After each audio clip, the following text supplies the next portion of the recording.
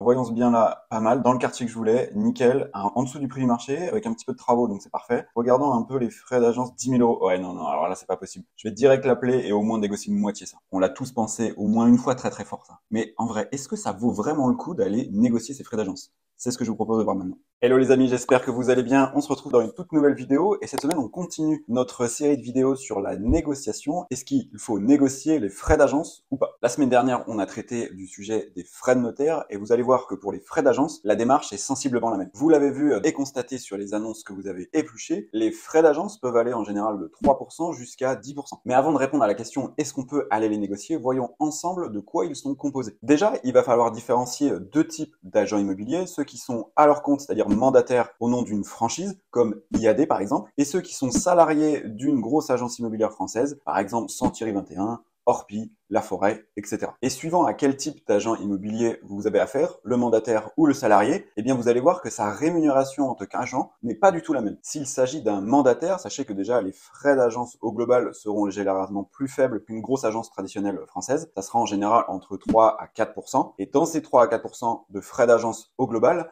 le mandataire récupérera aux alentours de 60, 70%, 80% de cette rémunération. Pourquoi finalement une part aussi importante? Eh bien parce que finalement le franchisé n'a pas à payer de frais d'immobilisation comme des locaux, etc. Finalement, il va juste payer la communication, le réseau, etc. Et ça sera le mandataire lui-même qui travaillera de chez lui. Si vous avez affaire à un agent immobilier salarié, là les choses seront bien différentes puisque certes, les frais d'agent déjà seront plus gros.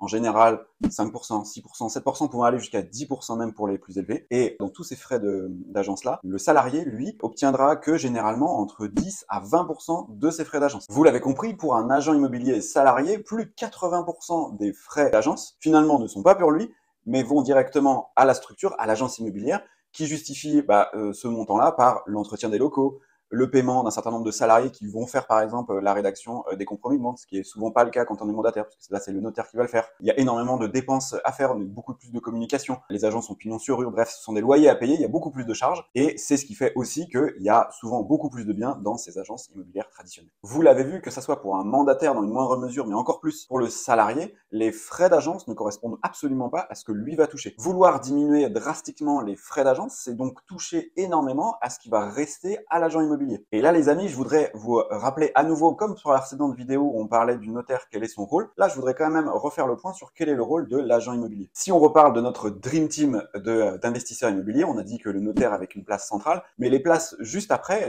lui, finalement, ça va être plusieurs agents immobiliers de la région qui vont travailler pour vous. Il ne faut pas oublier que les agents immobiliers, ça va être pareil des associés sur lesquels vous allez pouvoir compter pour vous amener toujours plus de propositions de biens. Ce sont les agents immobiliers qui vont vous appeler quand ils vont rentrer un bien qui est susceptible de vous intéresser parce qu'il connaîtra votre profil et ce que vous recherchez. Et vous comprenez que pour soigner cette relation, vouloir absolument négocier son salaire à chaque fois, c'est quand même la pire idée. En effet, mettez-vous à sa place entre vendre le bien à quelqu'un que vous connaissez pas, mais qui va absolument pas négocier votre rémunération, et puis quelqu'un que vous connaissez certes, que vous savez qu'il est intéressé, mais qui va systématiquement faire baisser votre rémunération, votre choix est vite fait et on les comprend. De la même manière que vous payez avec plaisir la rémunération de notaire, ayez le même état d'esprit quand vous payez l'agent immobilier qui vous a amené cette pépite. Ce n'est que dans ces conditions que votre dream team d'agents immobiliers et de mandataires vous rappellera en priorité dès qu'ils rentreront une pépite en mandat. À nouveau, il vaut mieux concentrer tous ses efforts et son expertise en négociation pour aller négocier auprès du vendeur directement ou par l'intermédiaire de l'agent immobilier, mais en lui promettant de ne pas toucher à ses honoraires de rémunération. Allez les amis, c'est tout pour cette vidéo. On se retrouve la semaine prochaine pour une autre vidéo sur la négociation où on verra ensemble quelques tips pour mieux négocier son bien.